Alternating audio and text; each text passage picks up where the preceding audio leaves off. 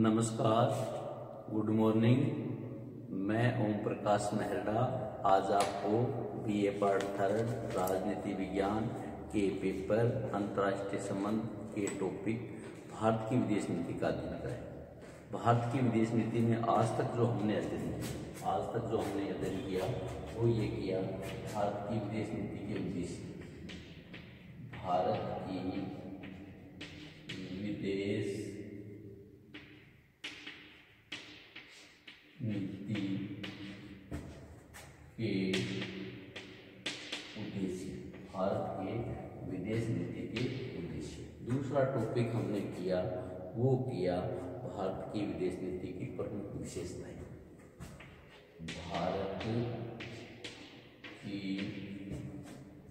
भारत की विदेश नीति के निर्माणक तत्व। तीसरा था भारत की विदेश नीति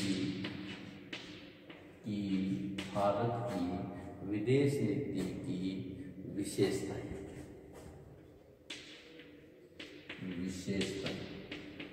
विशेषताओं में हमने जो अध्ययन किया था वो 1 नंबर टॉपिक हमने अध्ययन किया था 1947 से 1950।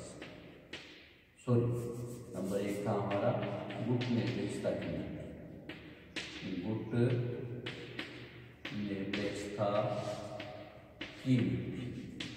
गुट निरपेक्षता की नीति में पहला जो हमारा टॉपिक था 1947 से 1950 तक, 1947 से 1950 तक गुट निरपेक्षता की नीति क्या थी, गुट निरपेक्षता हमारी क्या थी। दूसरा हमारा था 1950 से 1957 तक। 1950 से 1957 तक भारत की विदेश नीति क्या थी, विदेश नीति की क्या विशेषताएं। तीसरा था 1957 से 1962। 1957 से 1962 तक भारत की विदेश नीति क्या थी।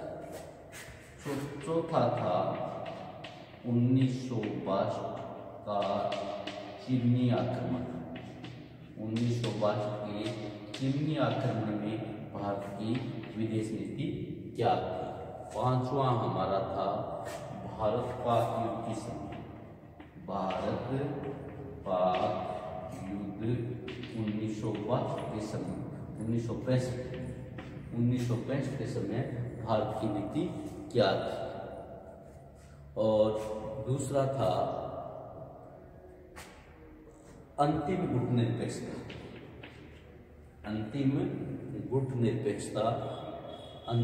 निरपेक्षता या जो इसके बाद की नीति थी 1962 तक, या असली जो गुट निरपेक्षता हम कहते हैं ये था असली गुट निरपेक्षता का।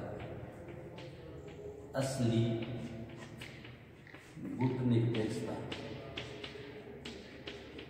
गुट निरपेक्षता की नीति 1977 से 1979।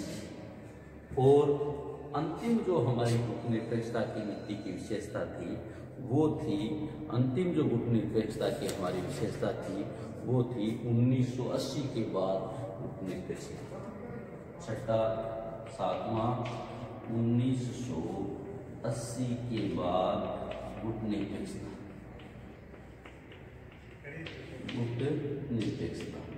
यानी यहाँ तक का जो अध्ययन था हमने पूरे वीडियो में कर लिया। आज जो हमारा अध्ययन है 1980 के बाद का गुट निरपेक्षता। 1980 के बाद की गुट निरपेक्षता क्या थी। जनवरी 1980 में जब श्रीमती गांधी को पुनः भारत के प्रधानमंत्री पद का संभालने का अवसर मिला तो भारत की विदेश नीति में गति आई। उनका प्रभाव सर्वथा प्रकट होने लगा।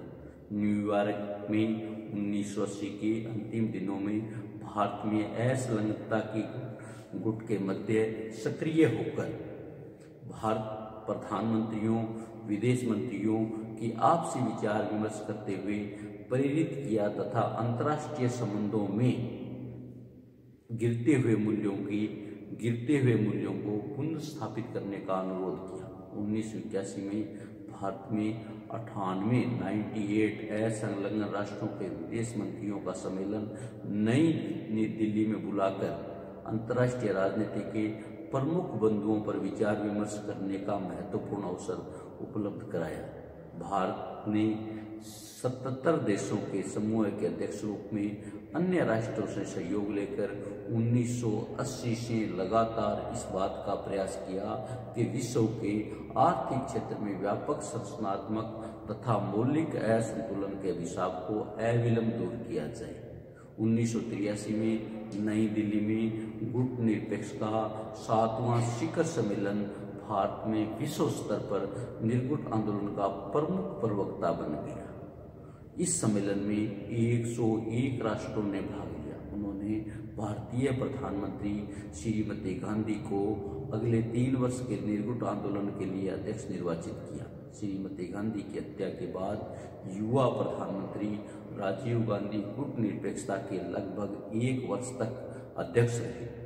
संयुक्त राष्ट्र के मुख्यालय में गुटनिरपेक्ष देशों की तैयारी सत्र के अध्यक्ष के नाते राजीव गांधी का भाषण 22 अक्टूबर 1985 को गुटनिरपेक्ष आंदोलन के विश्व शांति की दिशा में दिलचस्पी उजागर करता है। बेलग्रेड में आयोजित निर्गुट शिखर सम्मेलन 1989 में भारत के दृष्टिकोण को सभी घोषणाओं को विशेष महत्व दिया गया। भारत के प्रधानमंत्री राजीव गांधी ने जो प्रस्ताव रखे गुटनिरपेक्ष आंदोलन के शिखर सम्मेलन में उन्हें यथावत रूप से स्वीकार कर लिया गया। राजीव गांधी ने दक्षिणी पूर्वी एशिया से सहयोग अधिक ठोस रूप से आवश्यकता बताई। जकार्ता गुटनिरपेक्ष सम्मेलन में जो सितंबर 1992 में हुआ, भारत के प्रधानमंत्री पीवी नरसिम्हा राव ने आतंकवाद के खिलाफ कड़ा रूप अपनाने का सदस्य देशों से आह्वान किया, जिसके फलस्वरूप सम्मेलन की अंतिम घोषणा में आतंकवाद, विशेषकर किसी देश द्वारा समर्थित आतंकवाद की कड़ी निंदा की गई। कार्टगेना में आयोजित 11वें निर्गुट शिखर सम्मेलन में भारत की पहल पर सम्मेलन में घोषणा में आतंकवादी गतिविधियों को दो टूक निंदा की गई। आर्थिक असंतुलन को दूर करने की मांग करते हुए भारत के प्रधानमंत्री पीवी नरसिम्हा राव ने शिखर सम्मेलन में कहा कि विकसित धनी देश निर्गुट राष्ट्रों को अधिक ऋण उपलब्ध कराए तथा व्यापार के क्षेत्र में अधिक सुविधाएं प्रदान करें। भारत ने हवाना में संपन्न 14वें गुटनिरपेक्ष सम्मेलन में सक्रिय रूप में भाग लिया। भारत के प्रधानमंत्री डॉक्टर मनमोहन सिंह ने गुटनिरपेक्ष देशों को चेताया कि अगर वे आतंकवाद के खिलाफ स्पष्ट रूप या एकजुटता नहीं दिखा सके तो मौजूदा समय में निर्गुट जो आंदोलन है वो अपनी प्रासंगिकता खो देगा। गुटनिरपेक्ष आंदोलन नाम से 15वां शिखर सम्मेलन शर्म अल शेख ने संबोधित करते हुए डॉक्टर मनमोहन सिंह ने कहा कि दुनिया भर में फैले आतंकी ढांचे को नेस्तनाबूद करना जरूरी है। आतंककारियों के छिपने के सुरक्षित ठिकाने न दिए जाए, क्योंकि ये किसी एक समूह या धर्म का प्रतिनिधित्व नहीं करते। 30 और 31 अगस्त 2012 को ईरान में आयोजित 16वें शिखर सम्मेलन में प्रधानमंत्री मनमोहन सिंह ने स्थायी खाद्य, ऊर्जा आपूर्ति, गरीबी उन्मूलन, भूख का अभाव और जलवायु परिवर्तन जैसी वैश्विक चुनौतियों का विशेष रूप से उल्लेख किया।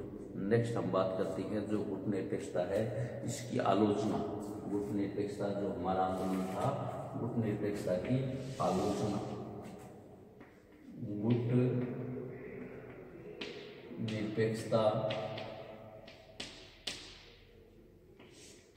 की आलोचना। गुटनिरपेक्षता की आलोचना। आलोचनाएं हम किन आधार पर कर सकते हैं? गुटनिरपेक्षता की पहली जो आलोचना थी कि जब शीत युद्ध चल रहा था, उस वातावरण में जो नवोदित राष्ट्र थे उनके लिए गुटनिरपेक्षता की नीति का वर्णन शायद तत्कालीन दृष्टि से उचित हो रहा हो, तत्कालीन दृष्टि से जरूरी रहा हो, न कि दृष्टिकोण यथार्थ की कसौटी पर, जो कि भारत जैसे विशाल देश के लिए गुटनिरपेक्षता शाश्वत रूप देना न तर्क संगत है और न ही दृष्टिकोण यथार्थ की कसौटी में खरा उतरता है, क्योंकि ये उस समय तो जरूरी रह सकता है, पर भारत जैसा विशाल देश है जहाँ तरह तरह की भाषाएं हैं, तरह तरह की रीति रिवाज है, तरह तरह की स्थितियाँ, तो ऐसी स्थिति में ये प्रासंगिक नहीं लगता। पहली आलोचना। दूसरी आलोचना है विदेश नीति का क्षेत्र बहुत व्यापक है। विदेश नीति का क्षेत्र बहुत व्यापक है, उसे गुट निरपेक्षता की परिधि में बांधा नहीं जा सकता। हम यह नहीं कह सकते कि उसे गुट निरपेक्षता की परिधि में बांध सके, क्योंकि विदेश नीति में सारे तत्व आ जाते हैं। गुट निरपेक्षता का दायरा जबकि बहुत सीमित है। गुटों के भार क्रियाशील होने की कल्पना एक अवधारणा के रूप में है ही नहीं। सारी नीति गुटों की राजनीति के आसपास घूमती है। महाशक्ति गुटों की राजनीति की प्रतिक्रिया करते रहना इस नीति का मुख्य लक्षण बन गया है। तीसरा है गुट निरपेक्षता उद्रमूल नीति रही है। ऐसी नीति जिसकी जड़ें ऊपर है, नीचे नहीं। राष्ट्रहित उसके केंद्र में नहीं है। उसके राष्ट्रहित हो जाए यह अलग बात है। उसमें केंद्र में नेतागिरी की भावना है। मोर का नाच पांव कितने भी कमजोर हो, लेकिन पंख फैलाकर नाच होना चाहिए। दुनिया के मंचों पर नेतागिरी चमकनी चाहिए। ऐसी गुट निरपेक्षता के देशों के लोगों की सोच है, जो कि इसकी बड़ी आलोचना है। भारत पर जब चीन का हमला हुआ तो भारत के प्रति सहानुभूति करने में भी तथाकथित गुट निरपेक्ष राष्ट्रों ने कोताही बरती। किसी भी गुट निरपेक्ष राष्ट्र ने सहानुभूति नहीं बरती। ब्रिटेन और अमेरिका ने हथियार दिए, विदेश नीति को झटका खा गई। नंबर 5, भारत की गुट निरपेक्ष राजनीति का वर्णन उसकी शक्तिहीनता की व्यवस्था छुपाने के लिए किया है, कि उसकी शक्तिहीनता है, उसको छुपाने के लिए गुट निरपेक्षता का नाम दिया। एक सीमा तक नेहरू ने इस विलक्षण कार्य में सफलता में भी दुनिया के शक्तिशाली देशों के नेताओं के साथ नेहरू जी का नाम अखबारों में छपने लगा। लेकिन इससे भारत का क्या लाभ हुआ? इससे 2 प्रमुख हानियां हुई। एक तो भारत अपने आसपास के वातावरण से लगभग बेखबर हो गया, पड़ोसी देशों की उपेक्षा ही नहीं की, और अपनी सुरक्षा के लिए मुस्तैदी आवश्यक होती है, और उसके प्रति भारत उदासीन रहा। कौटिल्य अपनी विदेश नीति का प्रारंभ दूर और ऊपर नहीं करता, पास और नीचे से करता है, जबकि उसकी नीति उद्रमूल नहीं है, अधोमूल है। नेहरू जी ने नीति उद्रमूल रही, यह केवल ऊपर की ओर देखती थी, इसलिए नीचे ठोकर खाती थी। गुट निरपेक्षता का नीति का विदेश नीति का लक्ष्य प्राय मान लिया गया। छठी जो अंतिम आलोचना थी वह थी कि गुट निरपेक्षता की नीति सच्चे अर्थों में गुट निरपेक्ष होना तो केवल शक्तिशाली राष्ट्रों के लिए संभव है। गुट निरपेक्ष प्रस्ताव हमें स्वतंत्र प्रयोग करना चाहिए। दूसरी जो हमारी नीति है, ये तो थी भारत की विदेश नीति विशेषता, गुट निरपेक्षता की नीति। दूसरी है शांति की विदेश नीति। शांति की विदेश नीति। भारत हमेशा शांति की विदेश नीति का अवलंबन करता है। भारत हमेशा शांति की विदेश नीति की बात करता है। भारत हमेशा शांति की विदेश नीति स्थापित करना चाहता है। भारत की विदेश नीति सदैव विश्व शांति का समर्थक रही। भारत ने प्रारंभ में भी यह महसूस किया था कि युद्ध और संघर्ष नवोदित भारत के आर्थिक तथा राजनीतिक विकास को अवरुद्ध कर देगी। अगस्त 1945 में पाणिकर ने कहा था कि भारत को इस बात की बड़ी चिंता है कि उसकी प्रगति तथा सामान्य रूप से मानव जाति के उत्तर में संकट डालने वाला कोई युद्ध न हो। 1965 में स्वेज नहर के संकट के कारण भारत की योजनाएं अत्यधिक प्रभावित हुई। 1967 में अरब इजराइल युद्ध के कारण भारत की अर्थव्यवस्था बुरी तरह लड़खड़ने लगी। शांतिवादी नीति की घोषणा करते हुए पंडित नेहरू ने कहा था कि हमारी पहली नीति तो यही होनी चाहिए कि हमें ऐसी भीषण आपत्ति में घटित होने से रोक सके। दूसरी नीति इससे बचत की होनी चाहिए। तीसरी नीति बचाने की होनी चाहिए। यदि युद्ध छिड़ जाए तो हमें उसे रोकने में समर्थ हो। अतः अंतर्राष्ट्रीय विवादों को निपटाने के लिए भारत शांतिमय साधनों, द्विपक्षीय तथा त्रिपक्षीय वार्ताओं, समझौतों, मध्यस्थता, पंच निर्णय या विवाचन आदि पर बल देता है। उदाहरण स्वरूप स्वतंत्रता प्राप्ति के समय नदियों में पानी चल रहे थे। भारत पाक के विवाद के कारण दोनों देशों में तनाव था। उन्हें 1960 में सिंधु जल नदी द्वारा हल किया गया। कच्छ के प्रश्न को लेकर 1965 में पाकिस्तान ने भारत पर आक्रमण किया तो भारत ने समस्या का शांतिपूर्ण हल लिए हुए त्रिस्तरीय ट्रिब्यूनल स्थापित कर लिया। भारतीय जनता के कड़े विरोध के बाद भी भारत सरकार ने राजनीतिक कारणों से प्रेरित होकर संबंधों को सुधारने के लिए ट्रिब्यूनल द्वारा दिए गए निर्णयों को स्वीकार कर लिया।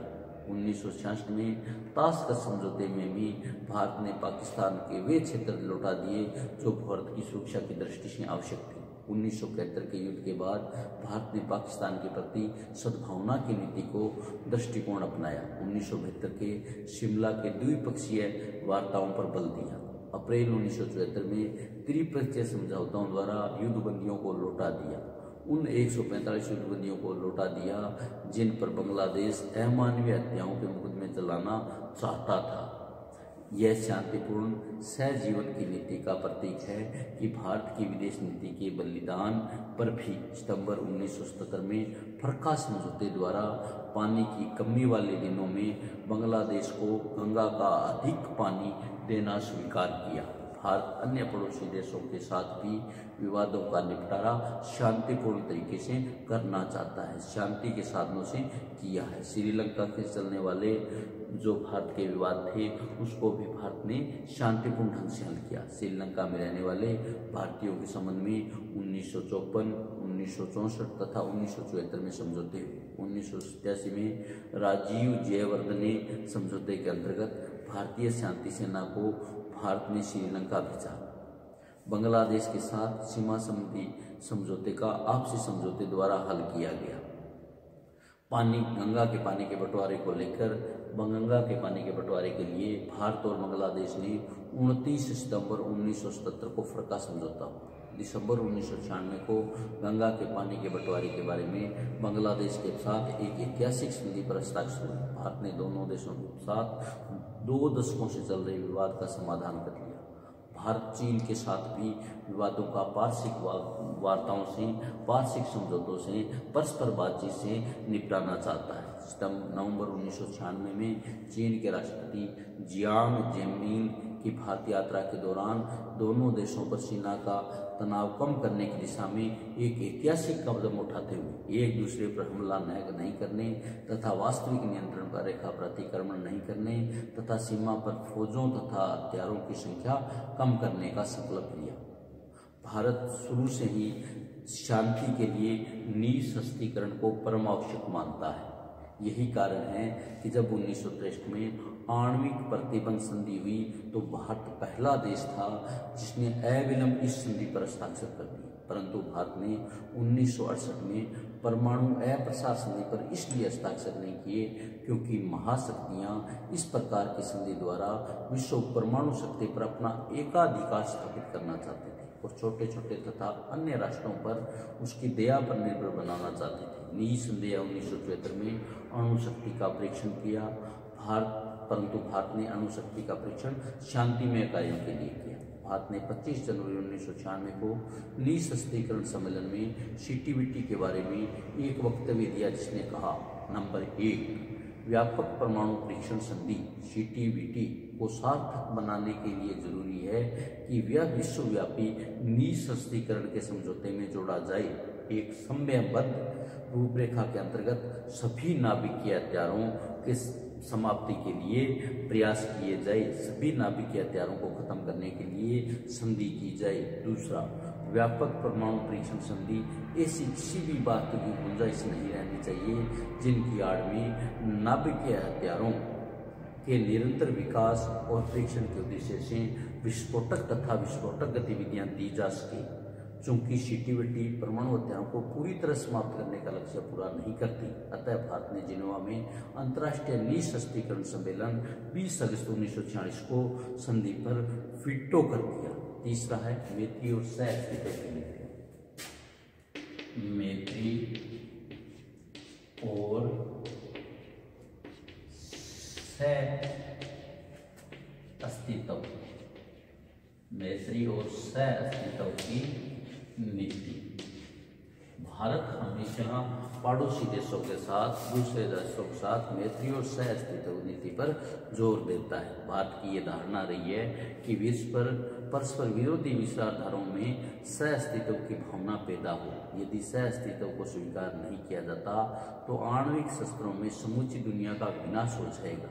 इसी कारण भारत ने अधिक से अधिक देशों के साथ मैत्री संधियों, व्यावहारिक समझौते, इन संधियों में भारत नेपाल संधि, भारत इराक मैत्री संधि, भारत जापान शांति संधि, भारत मिस्र शांति संधि, भारत सोवियत संघ मैत्री संधि, भारत बांग्लादेश मैत्री संधि, यानी आदि संधियां ऐसी है जिनसे भारत ने विश्व के सामने मैत्री और सह अस्तित्व की नीति का विदेश नीति में उल्लेख किया। पंडित नेहरू ने कहा था कि विश्व में आज भी अलगाव के लिए कोई स्थान नहीं है। हम दूसरे देशों को अलग रहकर जिंदा नहीं रह सकते।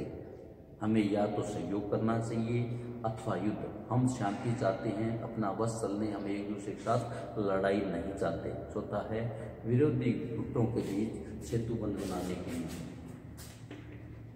विरोधी गुटों के बीच सेतु बंध बनाने की नीति। विरोधी गुटों के बीच सेतु बंध बनाने की नीति। विरोधी जो गुट है, विरोधी जो शक्तियां हैं, उनके बीच भारत सेतु बंध बनाने की नीति का भी उल्लेख करता है। भारत की अपनी विदेश नीति में विश्व में परस्पर विरोधी गुटों के मध्य सेतु बंद करने का कार्य करता रहा है। अपनी विदेश नीति में गुटनिरपेक्षता की नीति के कारण भारत दोनों देशों के बीच मिलाने वाली एक कड़ी के रूप में कार्य कर सकने की एक विशिष्ट स्थिति में रहा है। दोनों गुटों के मुकाबले, दोनों गुट साम्यवाद और पूंजीवाद, दोनों गुटों के मुकाबले भारत की आर्थिक स्थिति और सैनिक स्थिति भी काफी कमजोर रही है। किंतु दोनों गुटों के बीच शक्ति संतुलन होने के कारण इन दोनों के बीच विभिन्न विचारों के समाधान में मध्यस्थता के रूप में कार्य करने की दृष्टि बहुत ही व्यापक रही है। अपनी इसी नीति के कारण कोरिया, हिंद, चीन, कांगो आदि समस्याओं के समाधान में महत्वपूर्ण योगदान दिया है। दोनों गुटों को समेट लाकर विश्व शांति के खतरे को कम किया है। आज हम विश्व शांति में, आज हम भारत की विदेश नीति में इतना ही करेंगे, बाकी कल करेंगे। आज तक जो हमने विदेश नीति का अध्ययन किया, ये हमारे पूर्व 2 वीडियो में हो गया। भारत की विदेश नीति के उद्देश्य, भारत की विदेश नीति के निर्माण तत्व, भारत की विदेश नीति की विशेषताएं। विशेषताओं में नंबर 1 आता है गुटनिरपेक्षता की नीति, नंबर 2 आता है शांति की विदेश नीति, नंबर 3 आता है मैत्री और सह अस्तित्व, नंबर 4 आता है विरोधी गुटों के बीच संतुलन बनाने की नीति। जो गुटनिरपेक्षता की नीति है, उनको हम 7 कालों में बांट सकते हैं। नंबर 1 आता है हमारा 1947 से 1950 का काल, 1950 से 1957 का काल, 1957 से 1962 का काल। 1962 का चीनी आक्रमण के समय भारत की गुटनिरपेक्षता नीति क्या थी, भारत पाक युद्ध 1965 के समय क्या नीति थी। असली जो गुटनिरपेक्षता थी भारत की 1977 से 1979 में। 1980 के बाद गुटनिरपेक्षता और गुटनिरपेक्षता की आलोचनाएं, जो हमने 5 आधारों पर इसकी आलोचनाएं की है। Thank you. आज हम इतना ही करेंगे, बाकी कल करेंगे। कल तक सुरक्षित रहे, घर में रहे।